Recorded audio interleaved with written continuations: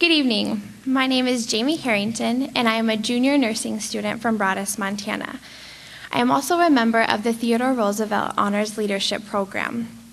Over the course of the next 2 days, you will see a number of students introducing the speakers at this conference. These students are all members of the TRHLP.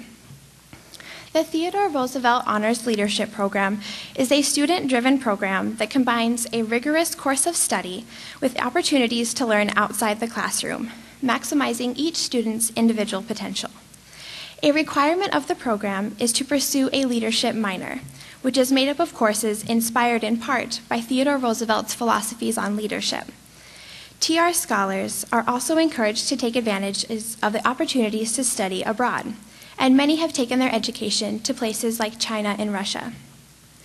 Along with the pillars of academics and leadership, the THRLP also has a strong tradition of service and sponsors events throughout the year that benefit a number of community charities. As president of this program's executive committee, I am honored to introduce tonight's speaker, Dr. Stephen L. Levine. Dr. Levine is currently a professor of history at the University of Virginia, where he teaches a number of courses involving the cultural history of the United States, such as The Emergence of Modern America, 1870 to 1930. Dr. Levine has also published a number of works, with his most recent being A Serious Art and Literature of Our Own, exploring Theodore Roosevelt's art world, which explores the interests and enthusiasm Roosevelt held for the arts, such as literature, architecture, and music. On that note, I'd like to add that Dr. Levine is also an avid blues musician. Dr. Levine makes up half of the duo Dr. Levine and the Dreaded Blues Lady. His guitar skills are described by Patrick Bagley in the Franklin Journal as powerful with biting slide guitar work. I am eager, as I'm sure you are, to hear his perspective on the aspect of Roosevelt's life, so I will not prolong. Ladies and gentlemen, please join me in welcoming Dr. Stephen L. Levine.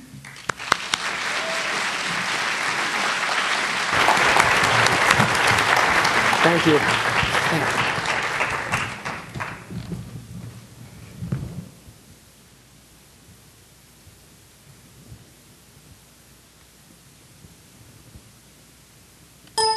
Just trying to...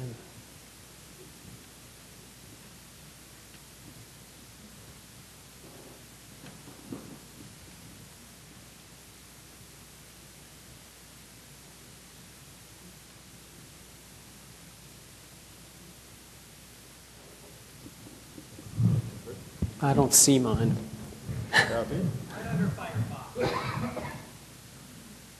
Oh, there it is. Sorry. Couple. Okay. Now go to slideshow. Yeah, oh, yeah. You got it. Thank you.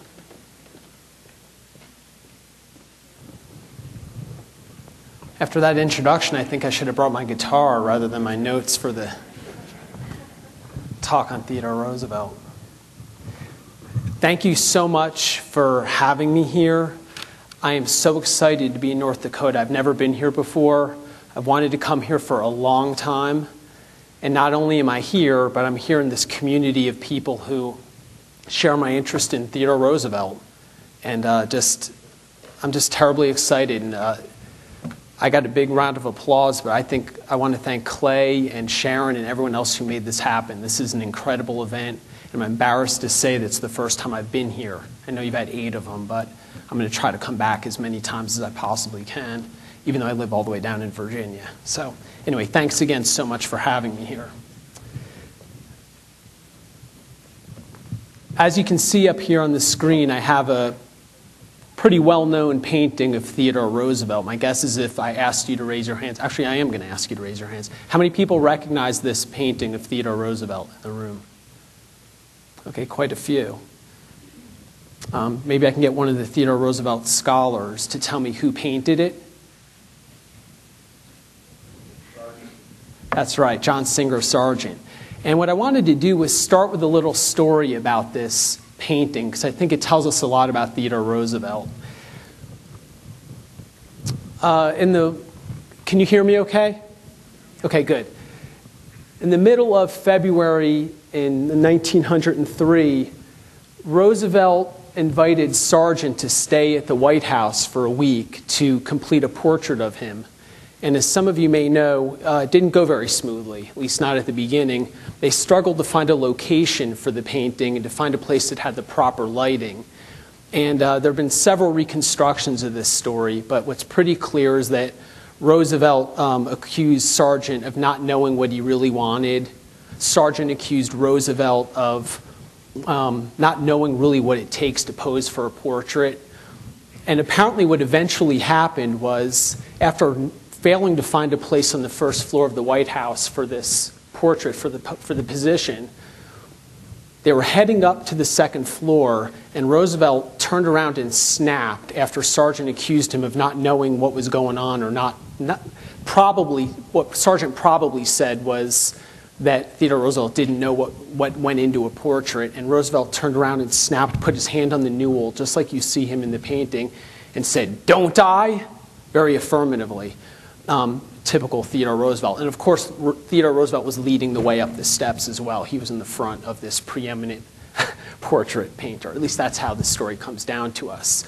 I think this story is interesting for a few reasons. One thing, before I tell you why, is that I think this painting, one of the reasons I wanted to start with this, I think it really is probably the single best image, at least in my opinion, of Theodore Roosevelt, in that I think it shows the many dimensions of Theodore Roosevelt. He looks powerful, he looks assertive, he has his hand there on the newel. But if you look more closely, particularly at his facial expression, there's a certain vulnerability, a certain sadness there. And I just think Sargent really captured the complexity of Theodore Roosevelt. The death of his very young wife and of his mother, as you know, in 1884, early death of his father, perhaps even his struggle with asthma when he was young. I just think it's all in that painting, and I think I haven't seen another image that really captures Roosevelt as well as that.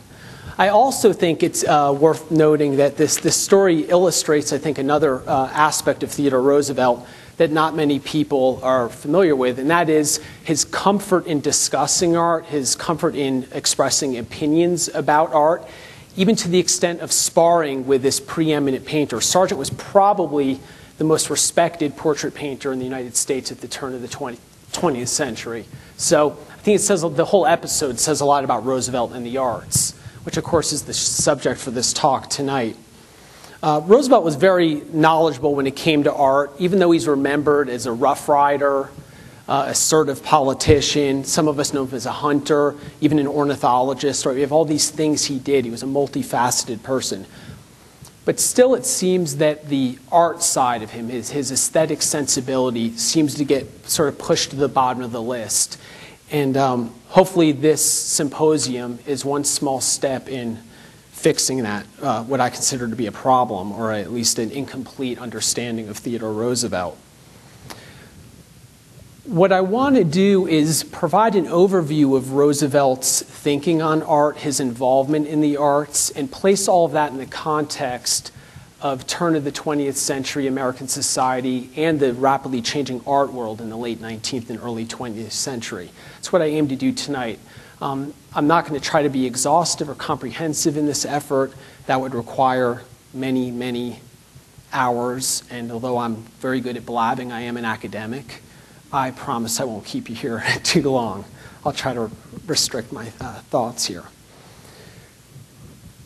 To provide a little context and to talk at least generally, just for a few moments, about the turn of the 20th century, I think, whenever I think of this period from the late 19th century to the early 20th century, I'm always reminded of a quotation, actually by a Frenchman. His name was Charles Péguy. And he made the comment that the world has changed less since the time of Jesus Christ than it has in the past 30 years. He made this comment in 1913. And I have to say, as a historian, I agree with his assertion, and I think a lot of historians of the late 19th, early 20th century, the so-called Gilded Age and Progressive era, would probably agree with his assertion as well. If you look at the political, social, economic changes of the late 19th century, they're simply remarkable.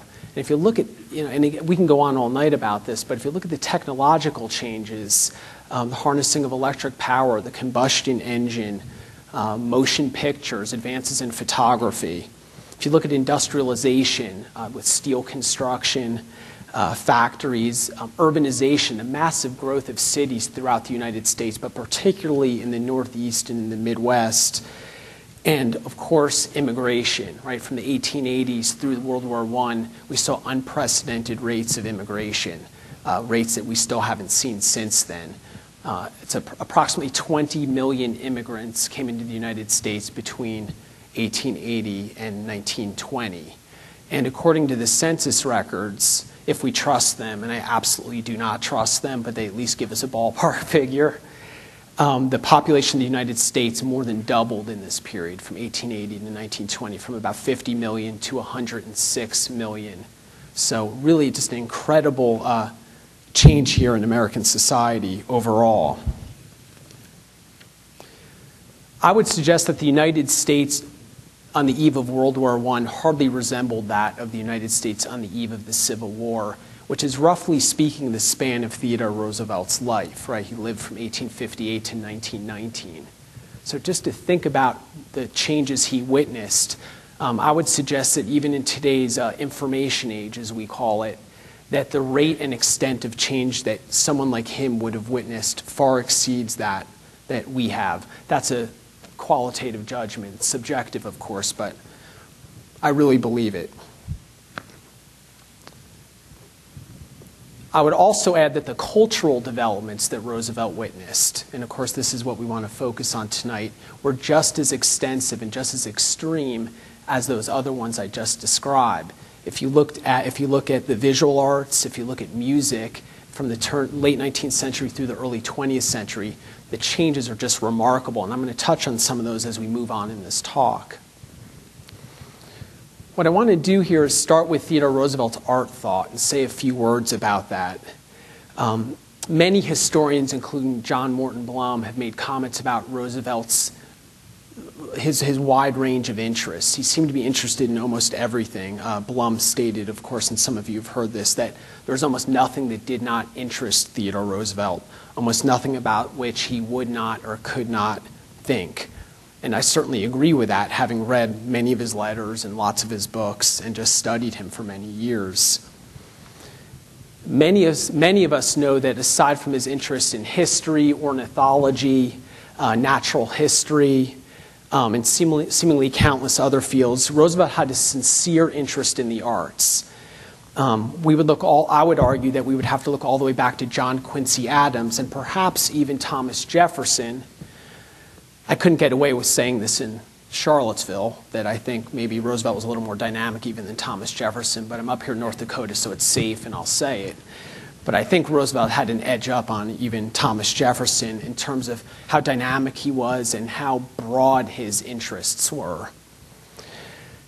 But TR was much more than just someone who was interested in the arts. He did a lot in the arts, and that's why I want to go beyond just identifying the authors he met with, the painters he met with. And we're going to talk about the White House and some of the people he interacted with. But I also want to talk about the things he accomplished in the arts, the things he did to promote the arts, and also to the things that he accomplished while president. Few of them are well known, but there's quite a few things that I find even people who have a pretty strong interest in Theodore Roosevelt aren't always aware of, and I want to at least touch on some of those in this talk as I move along. I think to understand why Roosevelt thought art was so important, it's important to understand some of his historical writings and some of the comments he made about art and about history. And what comes through there, and I'll give you some examples. Overall, my interpretation is that Roosevelt thought that accomplishment in the arts was just as important as economic power and military power. In other words, to have a great nation, you couldn't just have economic power and military power throughout the world. You also had to have cultural achievement and unique cultural developments in the arts. Now, we all know that Roosevelt read incessantly, and he read in many subjects, and he read in many languages, and he seemed to know almost something about everything from Icelandic literature to dinosaur bones. But history was one area where his knowledge was especially deep, I would suggest. But it's not in his books like The Winning of the West we know about, of course, and we know about some of his other historical writings. His books, we're more familiar with them. But there's some essays where he really talks about art and he contextualizes his views on art with history. And I think some of those are the most telling. And I want to talk about at least one of those. He gave a speech in 1916 at a meeting of the American Academy and the National Institute of Arts and Letters. And he was actually one of the original members of that organization as well.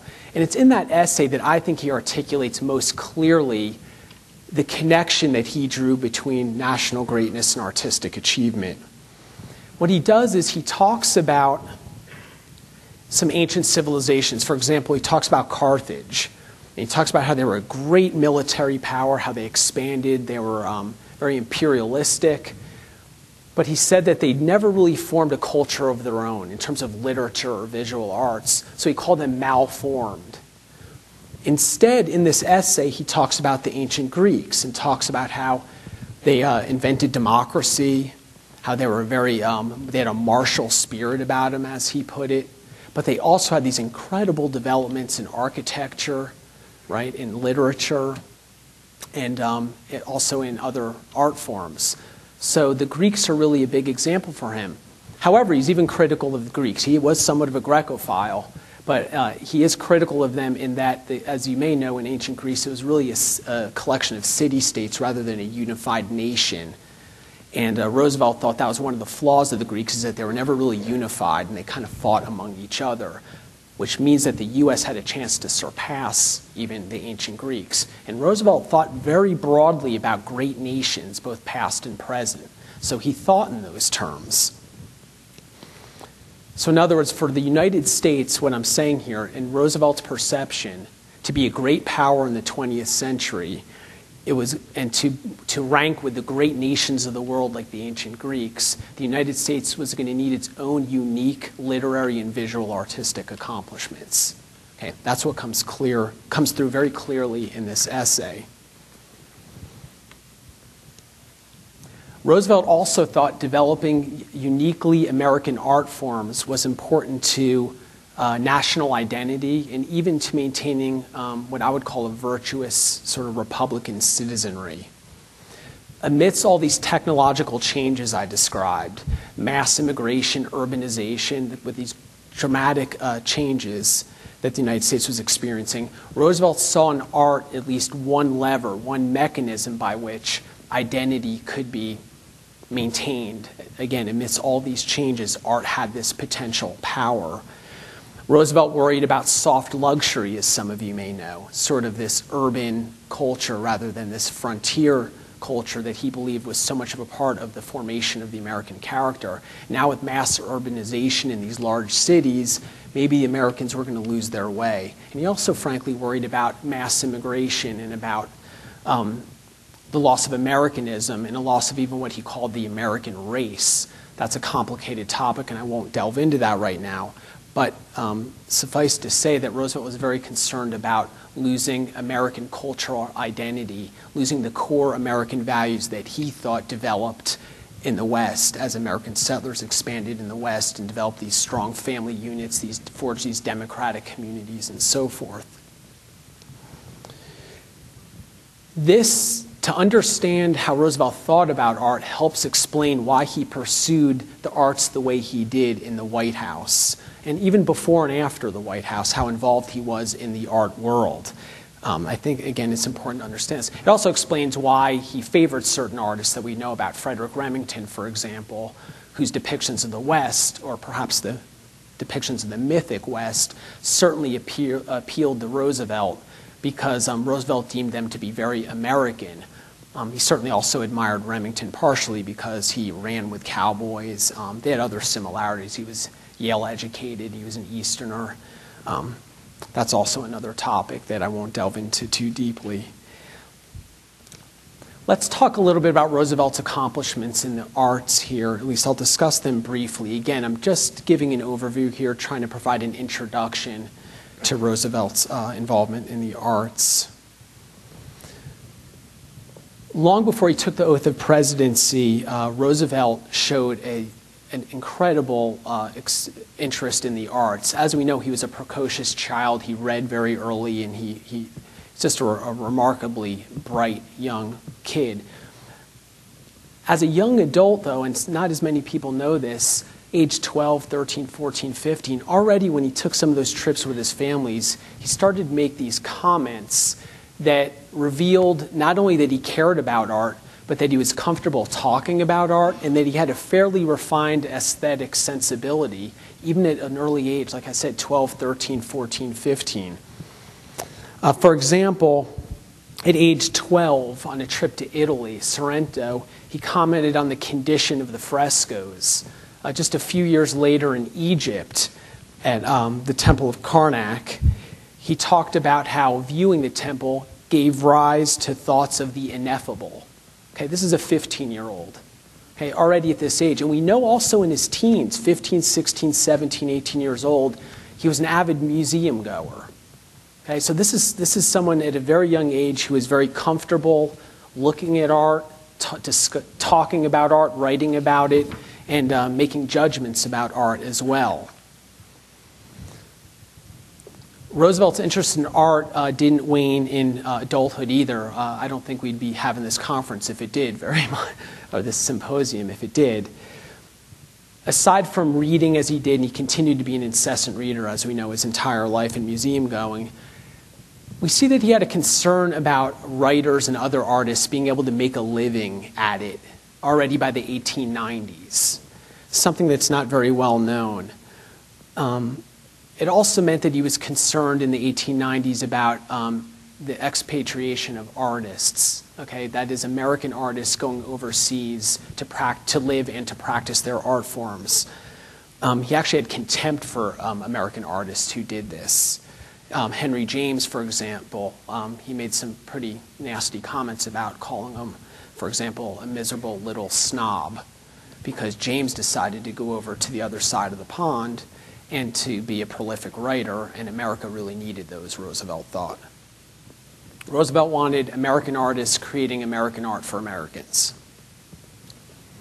An early example, and not a very well-known example, of Roosevelt's promotion of the arts before he was president came in the 1890s when he encouraged his friend Brander Matthews, who is a writer and also a literature professor, a college professor.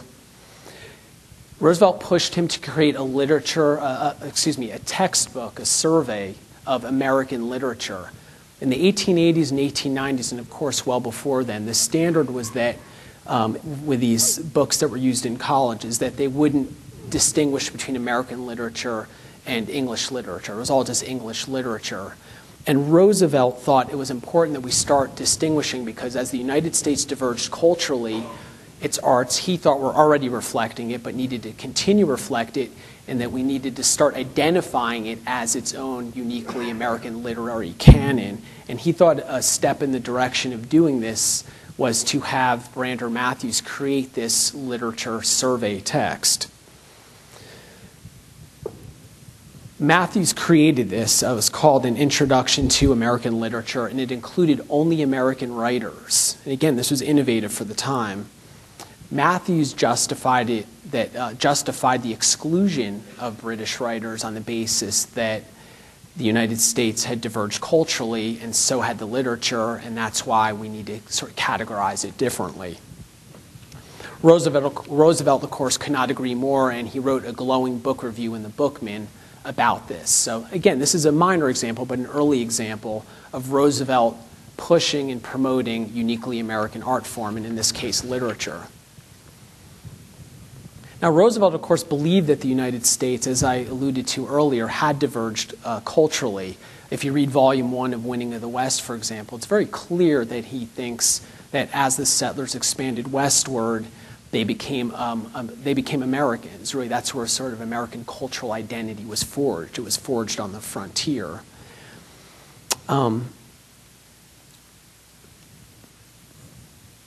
Looking sort of at the whole picture here, though, and looking at Roosevelt before his presidency, during and after, it is clear that during the presidency is when he did the most in the arts. And I want to say at least a few things about that. His activities were he did so much while he was president for the arts, even though not a lot of it is well known, that again, it would take a long time to really go in that in detail, but I'd at least like to introduce some of the major accomplishments during his presidency. Many scholars claim, right, that Roosevelt invented the modern presidency, or that he at least expanded the scope of the presidency, and I think most of us agree with that. But one area in which he expanded the scope of the presidency was in its promotion of the arts.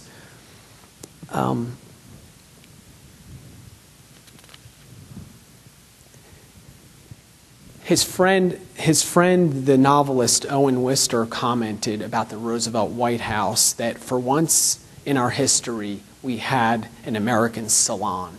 In other words, what he's commenting on is that when Roosevelt took over the White House in 1901, he really changed the White House fundamentally in the sense that poets, novelists, painters, and sculptors became regular guests there. It was something normal to Roosevelt. The range of artists who visited the Roosevelt White House was simply astonishing. Of course, Wister, John Hay, Henry Adams were among the most regular visitors. And of course, throughout this time in the White House, he also read a lot, and we know this from his writings about all the authors and artists that he identifies. William Dean Howells, of course, Kipling, Edith Wharton. We see these names, so we know Roosevelt was very active, not only reading, but also meeting with artists while he was in the White House. And it's funny because a lot of the accounts we read about Roosevelt meeting with artists suggest that he often dominated conversations. He would have these famous writers come in or these famous painters come in. I gave you the example with Sargent. And Roosevelt tended to dominate the conversations. But he tended to be mostly well received. You know, he was charming, he was dynamic, and most of them seemed to like him. I think Richard Washburn Child, who was among other things a writer, described the experience of meeting with Theodore Roosevelt at the White House best when he said, "You go to the White House, you shake hands with Roosevelt and hear him talk, and then you go home to wring the personality out of your clothes." I just think that illustrates it perfectly. And as many of us know, and as I've commented on, because he read so much while at the White House, and because of what some would describe as a photographic memory, he certainly had a very strong memory, he was able to carry on incredible detailed conversations with people from all sorts of fields. Just some notes I made in my head when preparing this talk. He met with an Italian historian. He talked about Gaelic literature while he was in the White House. I mean, the list goes on. And he just seemed very comfortable. Some scholars have suggested that he might have brushed up a little bit knowing who would come, because he had this uncanny ability to sometimes quote from something he had read years earlier, verbatim, to the extent that there's some authors who had to go back and look in their own book to see if he had it right. Maybe his memory was just that good, but maybe he also brushed up a bit. Anyway, we know he had a remarkable capacity, and then he read very broadly. Roosevelt also, because he had these artists come to the White House and because he interacted with so many different types of artists, and because these events were pretty well publicized, the press covered the White House pretty closely, events that were held at the White House. So Roosevelt, in effect, was able to publicize artists and make artists a little bit better known to the American public. Painters, poets, novelists, and others who would visit there received publicity, in other words, when they visited Roosevelt. Roosevelt also wrote book reviews, of course. Okay, so he could help steer Americans towards certain books in his book reviews. And he was also elected to the American Academy of Arts and Letters in 1904. Later on, he would be elected president of the American Historical Association in 1912. He was very respected, in other words, as a writer and as an intellectual. Also in the White House, and this is often completely ignored, I find, and I'm not going to say too much about this because we have someone speaking about it tomorrow, but music. Throughout the 19th century, there had, of course, been musical performances at the White House, but the Roosevelt White House really made music more of what I would call a scheduled main form of entertainment. And the types of performances that were held at the White House also changed dramatically. But again, I think Professor Everett is going to speak on this tomorrow, so I won't say much more about that. But I just wanted to mention now, because it's part of, as we're trying to envision what this White House was like with Theodore Roosevelt, I think it's informative. More important than who he met with at the White House and the publicity he provided for artists is what Roosevelt did in the arts. He really was a man of action when it came to the arts, just as he was with other causes he deemed important, such as the conservation of resources. A minor but amusing example of his use of executive power for the sake of American art came in 1905 when he landed a poet, a relatively obscure poet named Edwin Arlington Robinson, a position as a Treasury agent in New York. Roosevelt really liked Robinson's poetry. It comes through in Roosevelt's letters very clearly. He writes really about, I would say, if I had to surmise, sort of small town New England, or kind of somber poetry. But Roosevelt, they just appealed to Roosevelt, and he loved them. So anyway, Roosevelt was able to appoint Matthews to the Treasury, and the requirements basically for Matthews were none. He was required to spend a grand total of 0 hours at his desk in the Treasury office. And Roosevelt even told Matthews that he said that I want you to think poetry first and treasury second. And I think that was a fortunate request of Roosevelt, because we have no indication that Matthews knew anything about the Treasury. So unless there's something I haven't seen, I don't think he did. Roosevelt's artistic accomplishments while president were absolutely impressive. He worked to restore the layout of the Washington, D.C. Mall to the original L'Enfant plan, to renovate the White House, although Edith did a lot more of that than he did, of course. He led the effort, along with St. Gaudens, the sculptor, to create an artistic coinage, which I'll talk about in a little more depth because I think it's worth noting. And he also helped negotiate the founding of the Freer Art Gallery, and he also established the Commission on Fine Arts.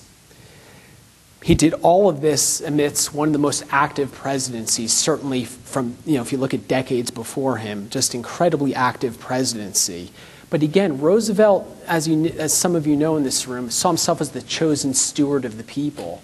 And just like with the securing of the Panama Canal, or like I mentioned before, the conservation of resources, he really deemed the promotion of the arts, the democratization of the arts, one of these responsibilities, really, of the presidency. And that helps us understand why he pursued these artistic projects so tenaciously. One of his early efforts, relatively early efforts, was to create an artistic coinage, and it actually caused a big uproar. Roosevelt thought that our coins were of atrocious hideousness, he said. And he thought that a beautified coinage would help foster a sense of artistic appreciation among those he called Lincoln's plain people. In other words, Roosevelt thought that coins, since they pass through the hands of most Americans, are really a most democratic art form. Makes perfect sense, right? Almost all Americans see them, and why not have coins that are of artistic beauty and that also relay symbols of national identity? Okay, so for Roosevelt, the coinage project he thought was actually very important.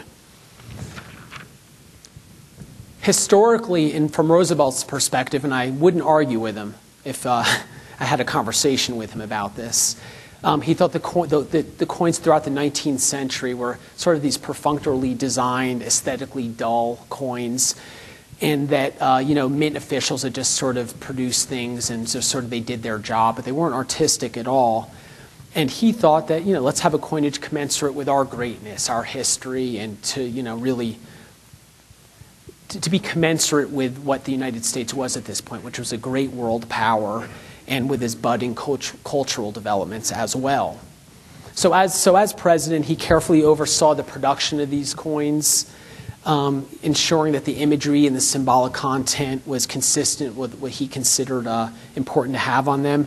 And he worked with the very famous sculptor Augustus St. Gaudens, whose Roosevelt had admired him for years anyway, but St. Gaudens helped advise on the restoration of the L'Enfant plan early on. And St. Gaudens also created the inaugural medal for 1904 for Roosevelt when he won the election. And one thing Roosevelt particularly liked about St. Gaudens was how minimalistic he was with the inscriptions. He had these very lively, naturalistic artistic productions, but he's very minimalistic with the inscriptions, and Roosevelt loved that. So what St. Gaudens and Roosevelt are going to do, Roosevelt would call this pet crime. He used that term when he knew he was sort of doing something that was going to ruffle some feathers. What they decided to do was defy the tradition of the mint and just to create these coins and basically try to force the mint to stamp them. There's a lot more to it than this, but that's a long story short, really, is how it worked. The coins they created caused a tremendous uproar, as I mentioned earlier. In fact, they actually caused two. One of them wasn't so tremendous. The first one was that these coins had a very high relief on them, okay, meaning the figures on the coins were very high off the surface, which meant they wouldn't stamp very well on the machines. They were hard to mint, and it also meant they wouldn't stack very well. But Roosevelt wasn't really very concerned about those practical matters. But that was the least of their problems. The big problem was they decided for artistic purposes to remove "In God We Trust" from their coins. Roosevelt saw it as an inartistic intrusion. Removing "In God We Trust" from our coins today, as you might guess, might not go over very well with quite a few Americans. It didn't go over well with many Americans in 1907 when these coins first came out.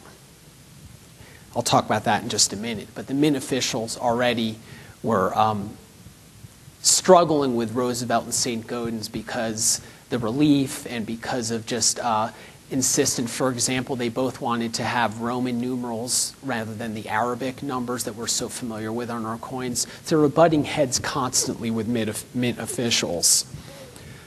Anyway, Roosevelt worked his magic, and he kept pushing the mint officials.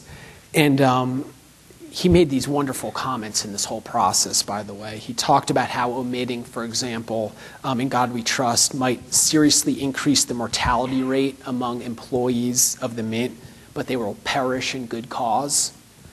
He also went on to make a comment. He said something to the extent that the American public would benefit from some mortality at the mint. So there wasn't much love for officials at the mint. Let's just say that. So anyway, Roosevelt was able to push the officials at the mint to finally stamp these coins. It was in late 1907 that we have the first minting of these St. Gaudens coins, as many collectors now refer to them.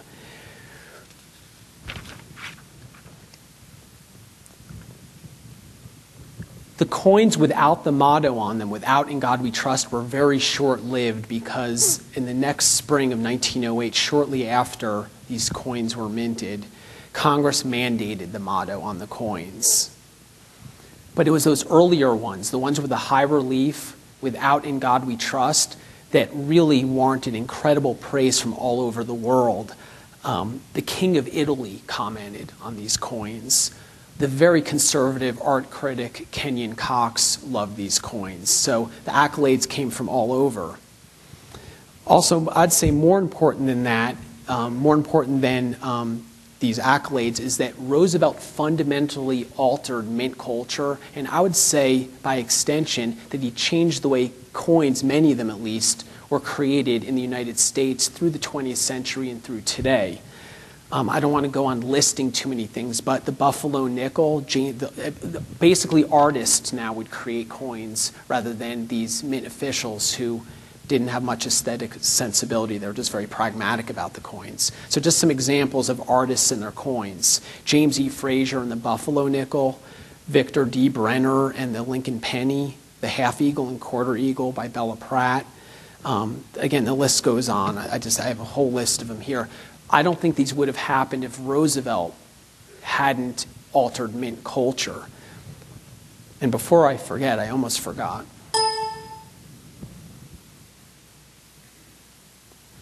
These are the coins. So what they minted was a $10 gold piece and a $20 gold piece. And this is the $10 one.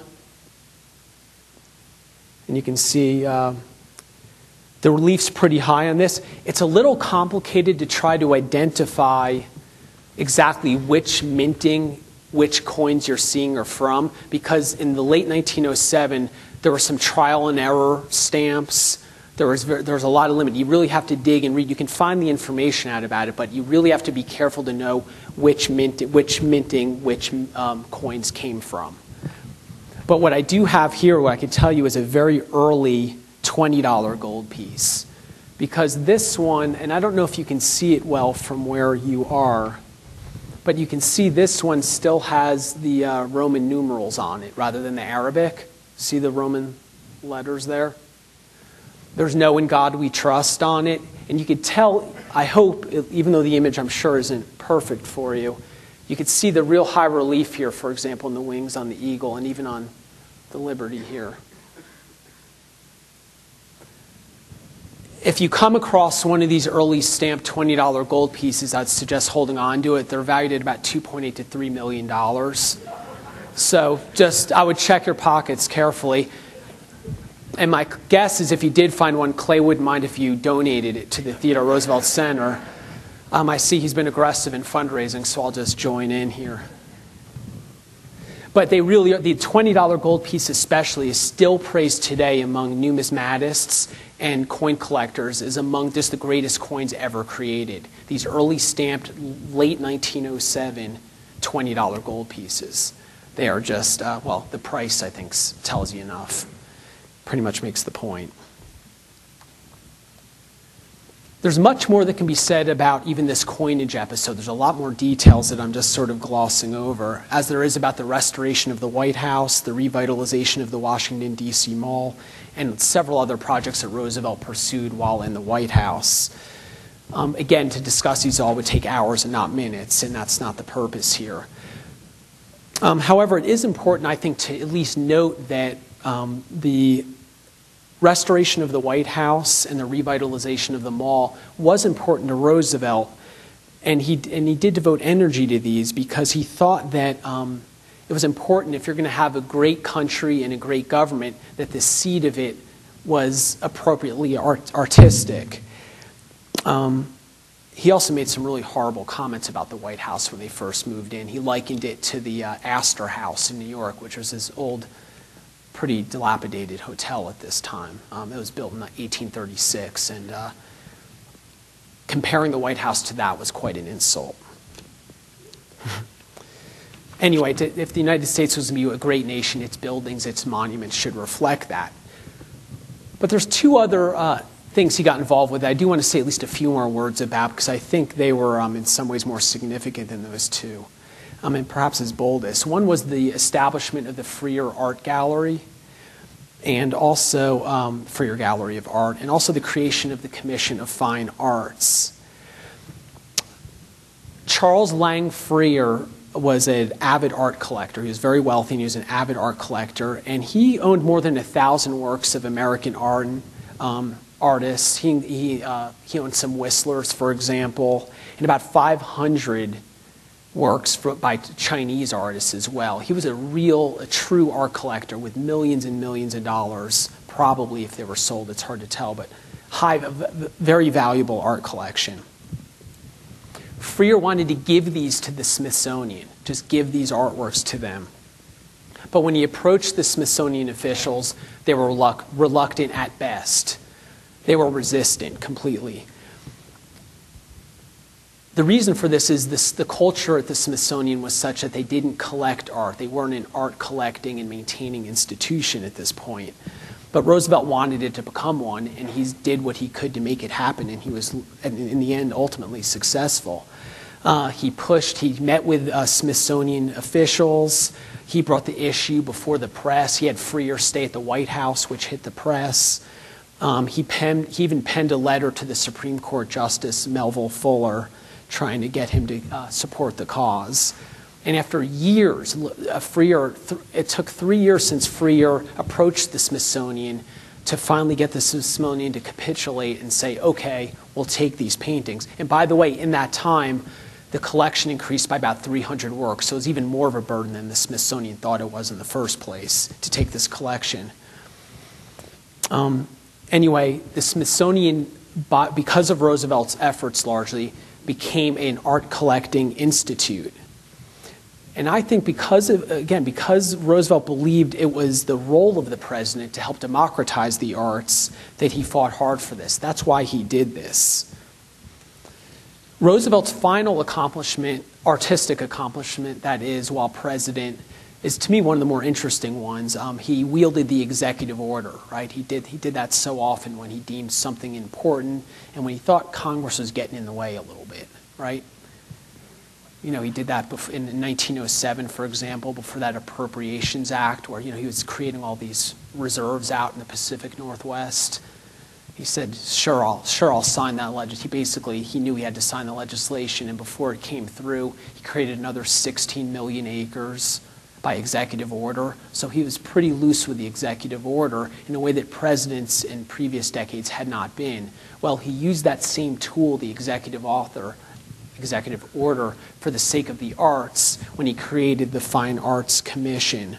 Early in 1909, he just, using the executive order, created this. And what's interesting about it, even though it was quick and even though it was an executive order, and even though, of course, Taft, who was always very legalistic, quickly said, you know, this was wrong. You know, what Roosevelt did was, you know, doesn't go along with our typical procedures of how we create these things. But that was just a formality, because what happened is Congress quickly, even though they dissolved what Roosevelt had created by executive order, quickly recreated essentially the same organization called the Commission of Fine Arts, which still survives today. And this commission advises the government on all matters artistic in the capital, basically, maintaining the artistic integrity of the nation's capital. And again, that is still in existence today. So it's one of his lasting accomplishments in the arts. Roosevelt's involvement in the arts didn't end when his presidency did. In fact, he took part in what many art historians and cultural historians consider to be the single most important art event in American history. That is the Armory show. I see some heads nodding.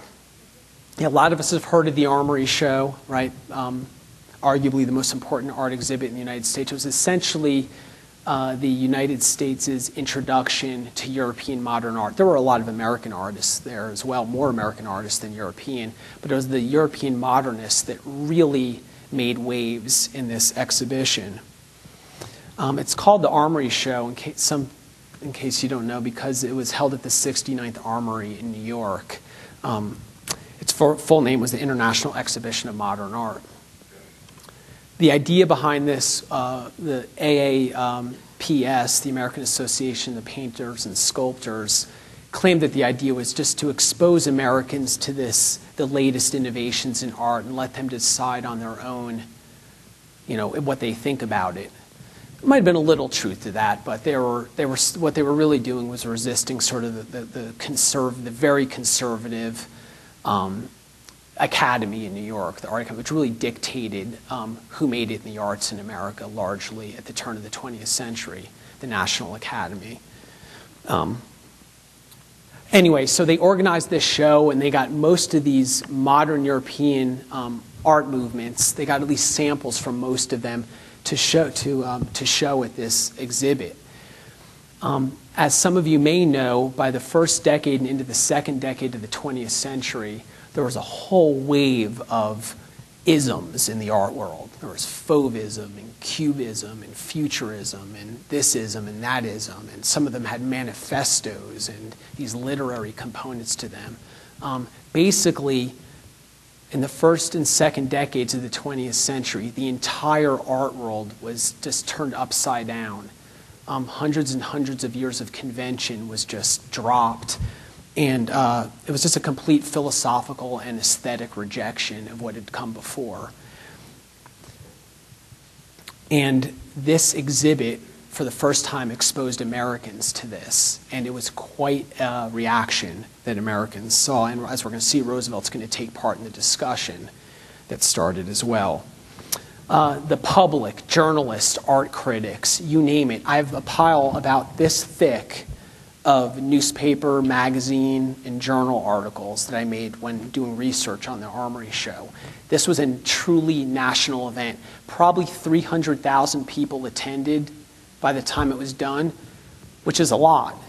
But millions more read about the Armory show. It was all over mainstream newspapers, like I said, magazines, and of course in art journals and things like that as well. This was truly a national event. And as you would guess, considering the nature of the art, the reactions were pretty widespread. There were some that likened this new art to anarchy in politics. You know, there's no order, it's non-representational, it's chaotic. But more than that, people laughed at it, or they thought it was maybe a scheme just to sort of fleece naive investors out of money who would think it's, you know, the latest thing that's going to be worth a lot of money down the road.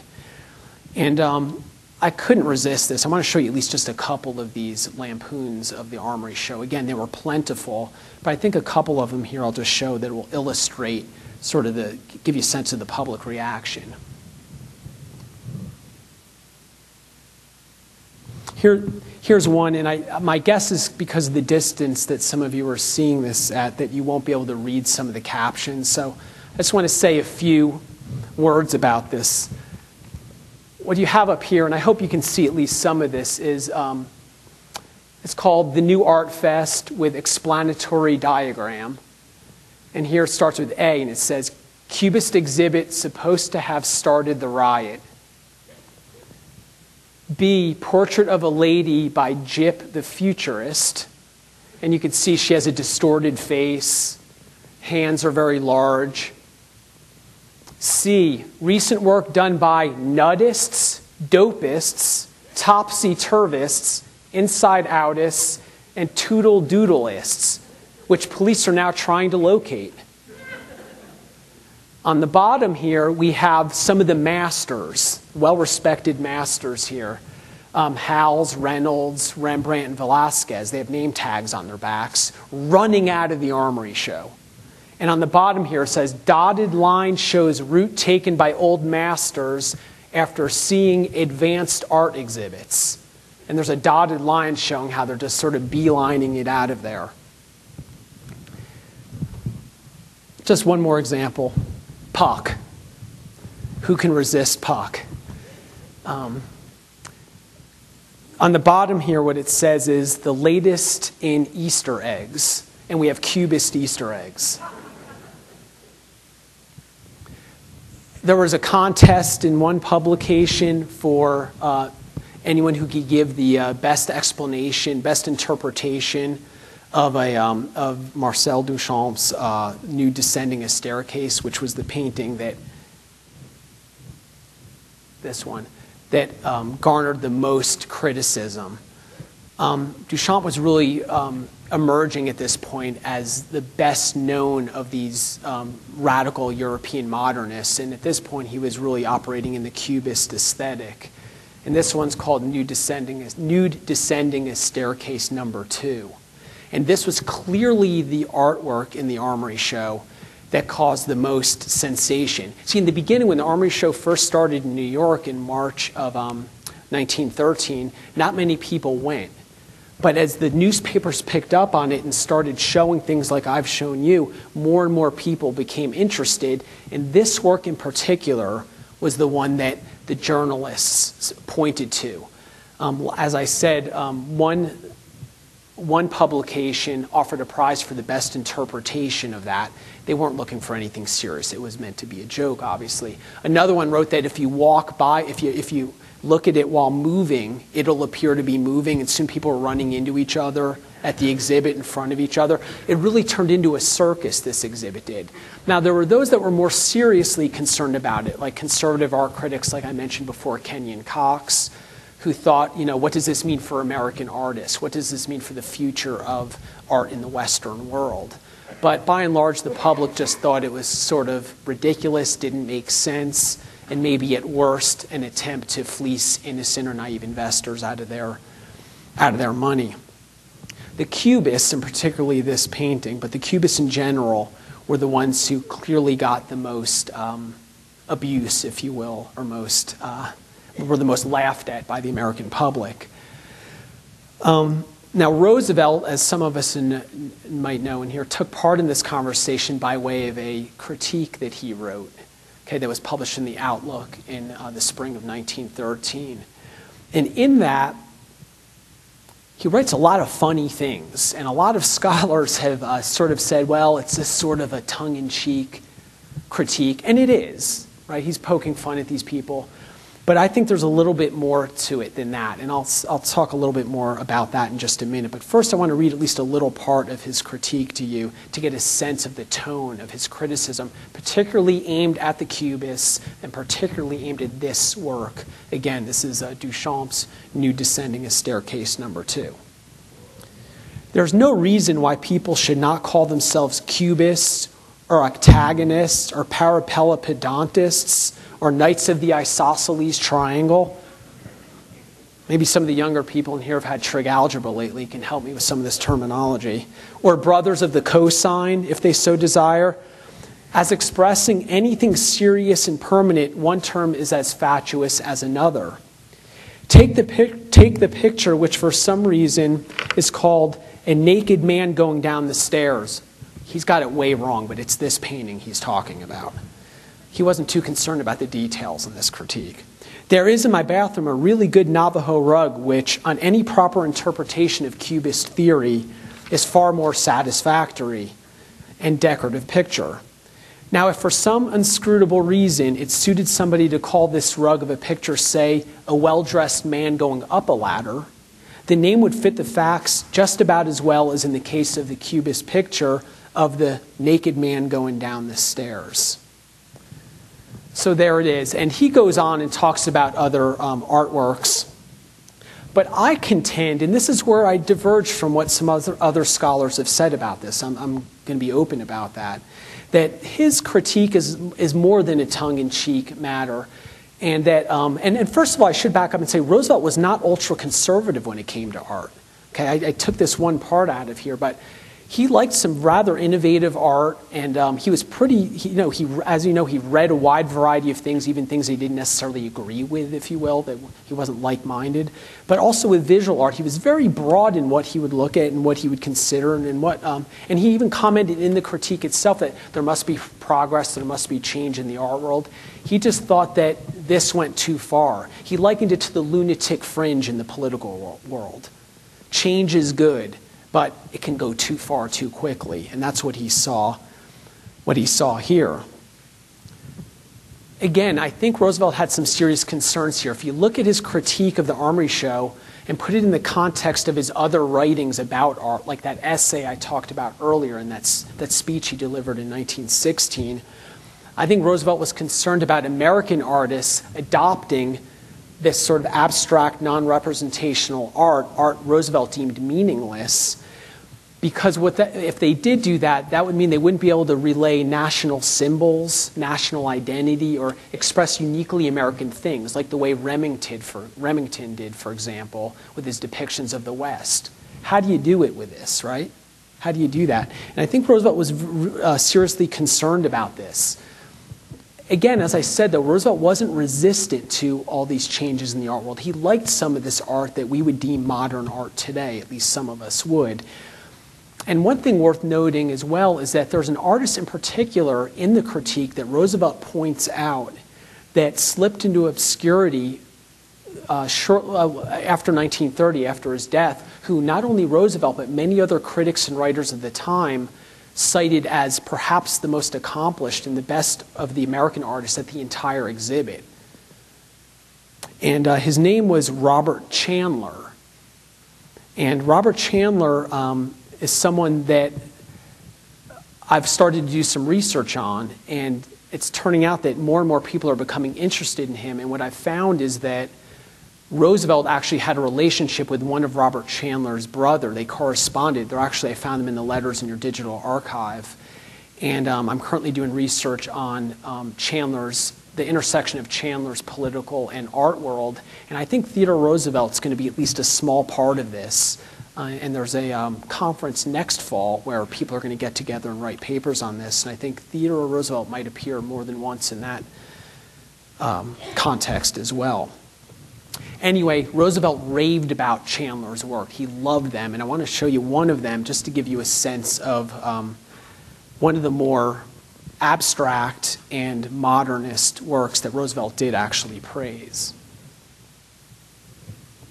This one's called Leopard and Deer, and it's imaginative, it's fantastic.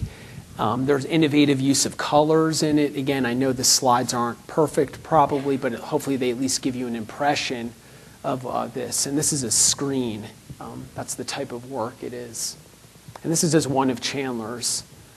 A lot of them haven't survived, but this is one of them that was at the show that has. Anyway, in conclusion here, and I hope I haven't gone on too long, I just want to say that, in my opinion, it's hard to imagine that there'll be another president like Theodore Roosevelt. We all know the stories of him ducking under a tree, as he did to read Shakespeare during a rainstorm while on an African hunting safari, or to read Tolstoy's Anna Karenina while waiting at a rainstorm here in the Dakotas. He was a boxer, he was a wrestler, he was an ornithologist, natural historian, a hunter. The list goes on, right? But Roosevelt was also a man of culture. And I think this is often diminished more than it should be.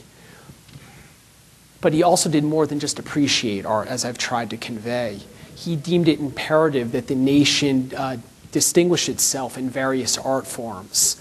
Again, as I said, he thought it was important not only to maintaining national identity and what I would call a virtuous Republican citizenry, but he also thought it was essential for the United States if it was going to take its place as one of the great civilizations of the world. So I leave you with that. Thank you for listening to my talk.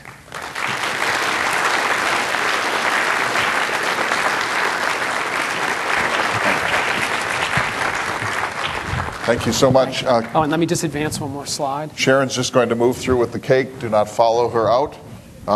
That'll be just a few minutes from now. But this is Sharon Kilzer, our project manager, and she will just be taking the cake carefully down these stairs. This could be a farce. So I'm sure the audience has questions, so please raise your hand and I'll call on you. But let me ask the million-dollar question, which is the one would have thought question. One would have thought that Roosevelt would be in favor of realistic representation. He'd be kind of a Norman Rockwell American. One would have thought that Roosevelt would be highly suspicious of feminist literature or proto-feminist literature or Native American or African American. One would have thought that Roosevelt would have wanted a kind of Anglo-Saxon, white, patriotic, representational, pro-American art, but that's not true at all. So he has a much more subtle, wide-ranging, curious, unjudgmental. I mean, take Edward Arlington Robinson. Right. I mean, a morbid poet. You would have thought that Roosevelt would dismiss him as morbid. I didn't go that far, but yeah, he didn't pretty dismiss dismal. him. And so, right. So what is it about Roosevelt? What do you think happened that this man that you see depicted here on Yosemite and in the Badlands, who was a quintessential American patriot, why is his conception of art so much wider than one might expect of him? I just think he thought that artists were culture makers, and that he believed artists should push it a bit, they should stretch it a bit. And there's also some odd things about it. The coin, for example, the $10 gold piece, he insisted on these are details I just didn't think I had time to go into, but there's an Indian feather headdress on the Liberty. There's a lot of problems with that for many reasons, that you put an Indian feather headdress on her. But you know, the Indians were a conquered people. They had to be moved out of the way. They had to be pushed out of the way. They had to be conquered for Americans to become Americans. Yet he wanted them on the coins as a symbol. So that's also one of those seemingly contradictory things. But I think it was part of America's history, and he wanted them to see that. But again, I think in terms of his aesthetic flexibility, both in literature and painting, I think that he thought that artists should push the bounds a little bit. I also think we have to be careful when we're assessing Roosevelt's literature, his readings. He read so much that what I've seen scholars do is make the mistake of saying, well, he read, for example, Madison Grant's Passing of the Great Race, which is an extremely eugenic book, for lack of a better term. Roosevelt did not really concur with much of what he thought. But scholars will say, look what he was reading. This is the kind of stuff Roosevelt read, and they upstream from there and say, as if he subscribed to that those. he thought of it. Right. If you took everything Roosevelt read and turned it into what he thought, you wouldn't be able to get anywhere. I mean, he read so much, he's considered so much. So I think we also have to understand that. Just because he read certain things, for example, doesn't mean he actually believed them or that they formed his sort of views on race and other matters. And just to the White House renovation, I don't know whether it's better to call renovation or restoration or remodeling, but in the state dining room, can you tell the story of the McKim marble mantelpiece with the buffalo and the lions? That's right, there were lion heads. Yeah, I'm going on memory here. That's right. He had, basically with the White House restoration, he didn't drive much of the changes. It was really Edith, his second wife, who did. But the one thing he was insistent on is they were right on the mantle, I think. There were these lion heads, right? I'm pulling this out. And what he did was he insisted that they be changed to the buffalo heads, right? Because they were uniquely American. He wanted this uniquely American and Western symbol on there. That's really about, I think, the only substantial contribution he made to the renovation of the White House, except that he supported it much and that he was critical of the White House itself. And he was also, as a side note, when they were renovating the White House, he was really sort of tough on security. He liked to play with them and make fun of them. And of course, he encouraged his kids to do so as well. But that's a side note that we shouldn't go on to. But it's a funny episode, funny side of the mantelpiece, the whole experience. Charles McKim of New York designed this mantelpiece. That's right. He was one of the architects that Roosevelt worked with in the American Institute of Architects. I didn't get to go into this much. I'm sorry. No, but what's so interesting about the mantelpiece is that it was especially designed for the renovation. And McKim, without checking with Roosevelt, had these lions on it in bas relief. Right. And Roosevelt stepped in, absolutely, just like he did with Sargent. And they had to take out this incredibly expensive mantelpiece and cut out the lions and replace them with bison. That's right. And we just talked to somebody the other day who was on campus here. The lions still exist and are going to be on display now at the White House Interpretive Center. Right, but where were they kept? I never knew where they were kept. Apparently they've been in vaults, but now they've been found. Yeah, but I never knew where, because I knew they survived. I never figured out, maybe you knew, but they're out now. They're out now. They've been restored. So questions for Stephen Levine? Yes, please speak up. Did Roosevelt take an interest in the sort of architectural standards for federal buildings? Architectural standards for federal buildings.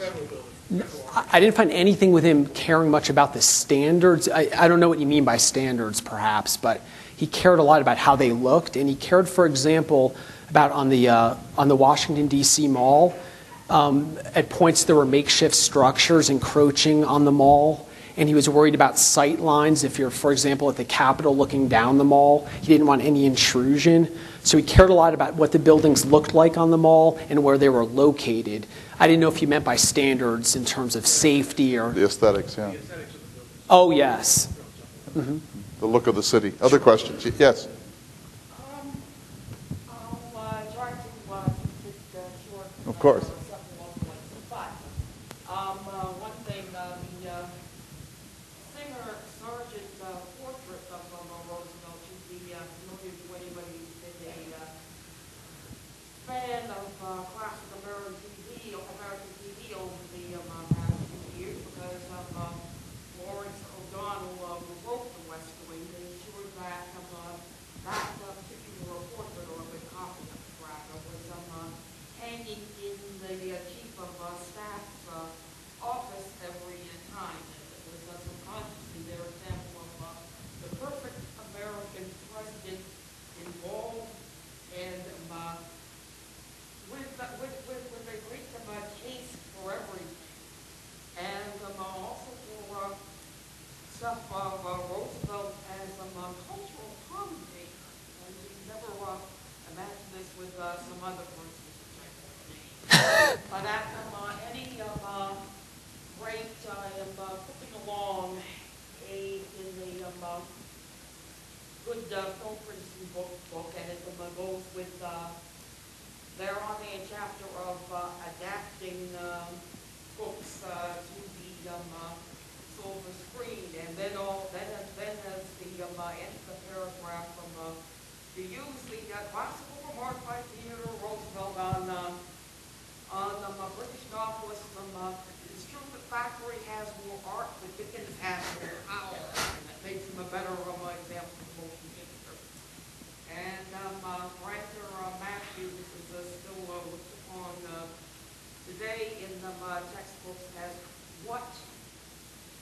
standards he has, or look at is how you start forming a canon Right. for a national or a certain class of literature. As you mentioned, that was a very daring thing, and it's still read today for that. And the last, the eagle on the $20 piece, not only is the beautiful thing, but it's also drawn to the standards of ornithologists.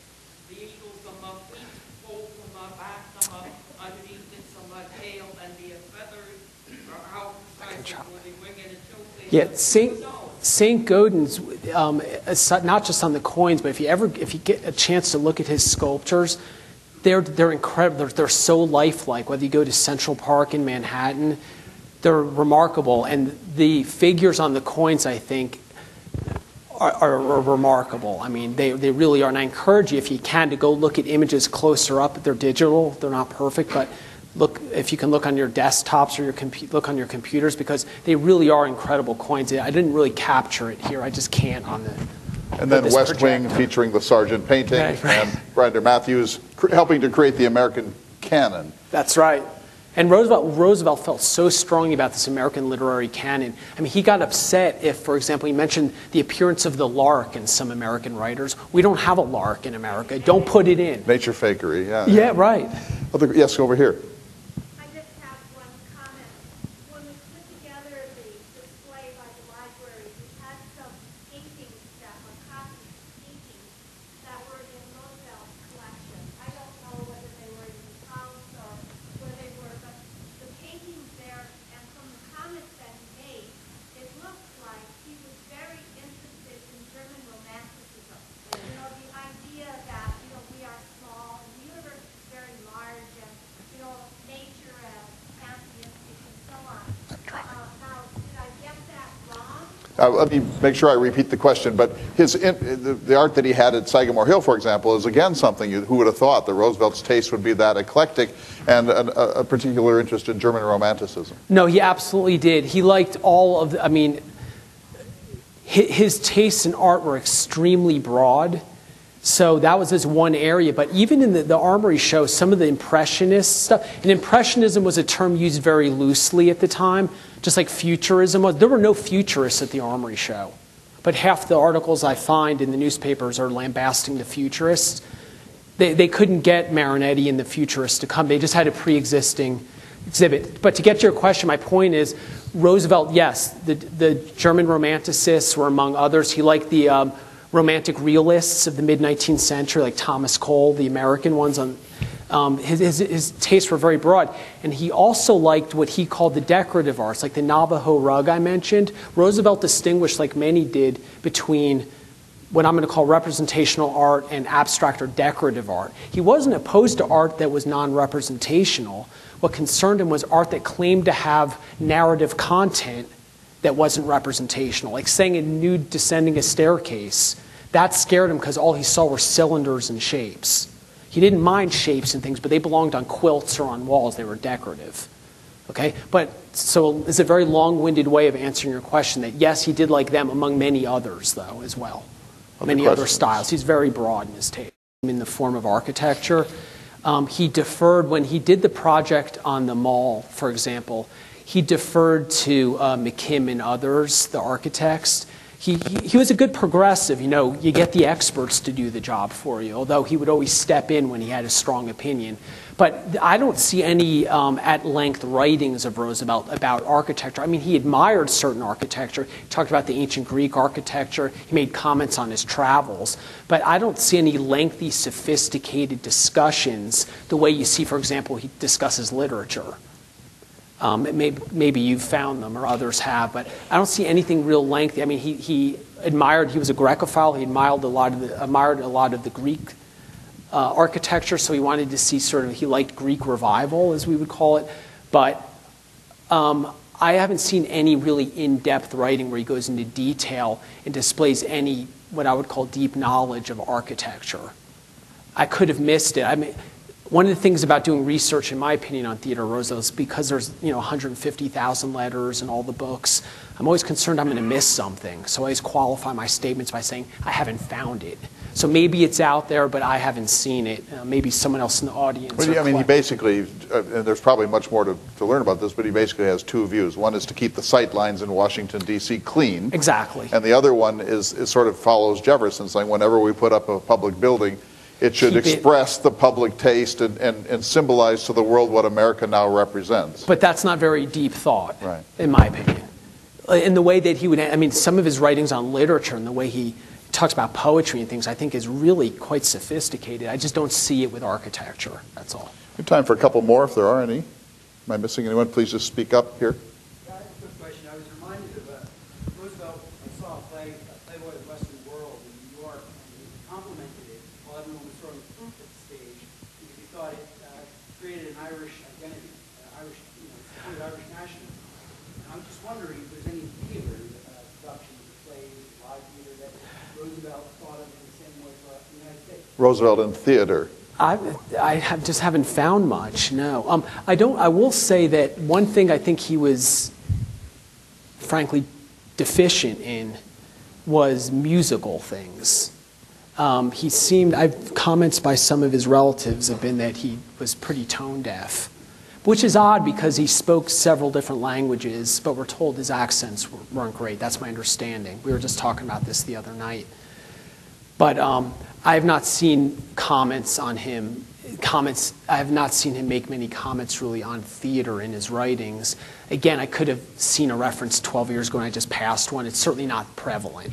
He is very fond of some of the first productions of Ibsen in the West, though, and speaks very strongly in favor. So some praise of Ibsen. And so let me ask you. I mean, he also, he does make some limited, he makes some comments also about some Shakespeare productions, but it's very limited compared to literature and his other comments. How does he hold they're up? Isolated, the ones I've seen at least, Well, yeah. Go ahead. Does he ever comment about the movies? Does he talk about film, movies? No, he, of course, as we know, find out more tomorrow. He made good use of them, and maybe we have an expert in the audience, but I haven't found any real references to him making comments about reviews of movies or commenting on their artistry or anything like that. Again, maybe I've missed them and maybe you have something to add. No, he says. Just a couple quick questions for you before we close, and it's time for us to wrap up. But one is about blindness. I mean, admittedly, it's a very broad sweep. As you review his artistic sensibilities, do you see areas where he missed something entirely? I mean, how does he rate on Native American culture, and how does he rate on African American culture?